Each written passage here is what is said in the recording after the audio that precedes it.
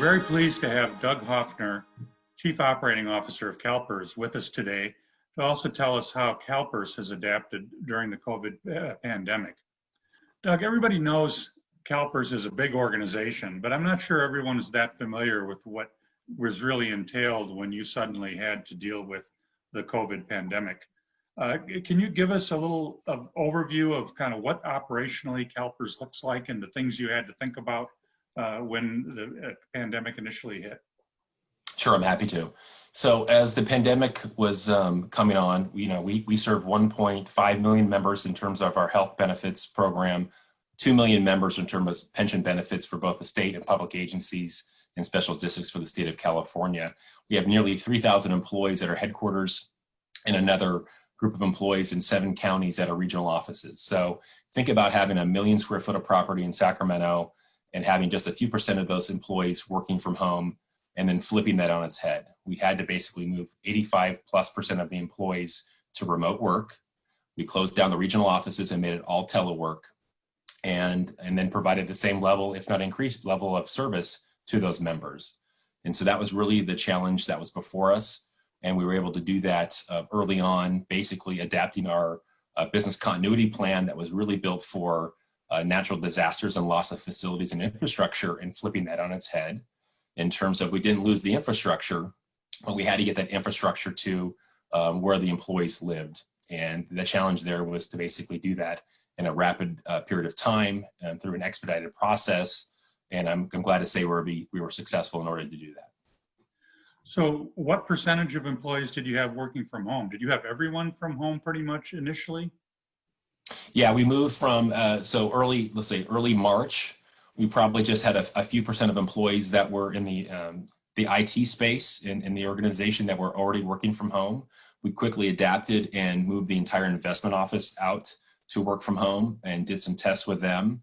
Then we basically rapidly deployed different sets of technology, both in laptops and what we call mini computers and other products to the rest of the employees, and effectively moved 85% of the employees to home work.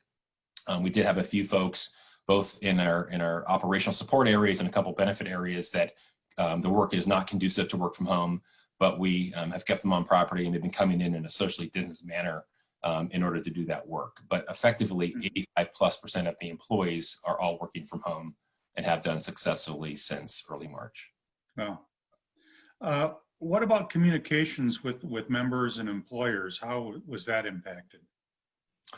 Thank you. Well, a couple different things we did in terms of communications. One, we really started with daily communications with our own team, with the employees, with our leadership. We built a COVID response team, which included the entire executive team. We added our head of HR. We added the head of operational support services and our chief medical officer, who has actually had experience with pandemics before. And basically, we adapted that into the executive team. Met daily, if not multiple times a day through the beginning of this process. We communicated with the employees. We communicated with our membership, with the employers as well. We translated that to webinars and other electronic mechanisms to share information.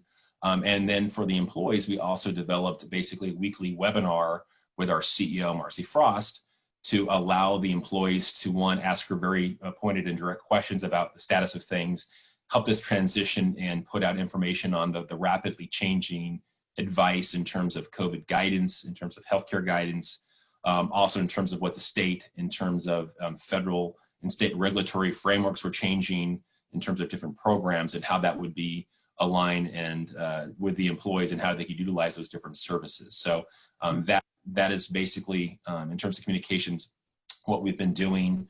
We also just recently adopted and went from to a virtual employer education event. The first one, we canceled everything else that was face-to-face.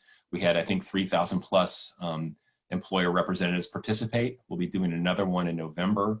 And we've gotten great feedback and turnout in terms of the response and the quality of the materials we provided to them. Great. How have the board and committee meetings been conducted? How did you make that transition and how well has it worked? Yeah, so I think, with everything, and particularly as we move to a virtual environment with all of us as the employees, with the board members, many of us also have children and family members we might be taking care of, or also becoming their teachers in some respects in this virtual environment. There were some challenges early on, but we started in March. We had an abbreviated board meeting virtually. We adapted WebEx technology to allow us to conduct those meetings, and we've done so through the remainder of the calendar year per our schedule. Including public comment and the ability for folks to either weigh in via phone or at some points emailing in their comments about different information and action items before the board. We also conducted our July offsite. Of course, it was virtual, able to bring in guest speakers from Harvard and other places. So I don't think that we saw a diminishment of the work and the products that were provided to the board in terms of that communication and the ability to do that work remotely. Of course, there were some technical hiccups, but I think we've moved through that quite seamlessly. Mm-hmm.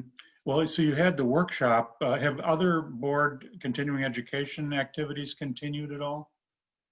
Yeah, so I think, the board continues to participate in pretty much everything's travel-wise has been canceled, but, you've got different organizations and nonprofits and others that are continuing to provide a series of educational events and learning opportunities. So the board continues to participate that way. Again, we've provided guest speakers and others to come in at different sessions and to provide sort of additional background and educational opportunities there. And that's continued. It's just without any real travel, both in the state or anywhere outside. Again, just everybody's adapted to this virtual environment. And I think from that standpoint, the educational opportunities will continue. And we anticipate that they continue through the remainder of this calendar year, and then we'll kind of reevaluate the status of where we find ourselves in early 2021. Mm-hmm. Okay. So it sounds like your business continuity plan, even though it wasn't designed for a pandemic, worked pretty well. Were there some lessons learned for making improvements for the future in terms of business continuity? Yeah, so I think it worked quite well. We had spent several years working on it in terms of really identifying what was needed in terms of in certain periods of time in terms of technology. Given that the infrastructure did not go down, the challenge there was deploying it to where people lived and making sure they had the appropriate security measures in place, et cetera, so that they could conduct their work in a secure environment. And so the challenges I think there, we deployed, I mentioned, I think 500 mini computers that came almost like in a portable box where you had the monitor, the mouse, the keyboard, two things to plug in and you're done. Some of the challenges there is, we had folks that they don't have webcams, right? So we're doing everything virtually, and then we've got a percentage of the organization that has no ability to see into the organization. So they can hear everything, but there's a drawback there. And this happened to be the product that was available. We were able to purchase it and acquire it in a time frame where the sort of global supply chain was being really hammered. We got those 500 mini computers in, but the webcam purchase that accompanying it still coming in batches. So there's some challenges there in terms of having everybody on an equal footing in terms of the ability to participate in that virtual environment.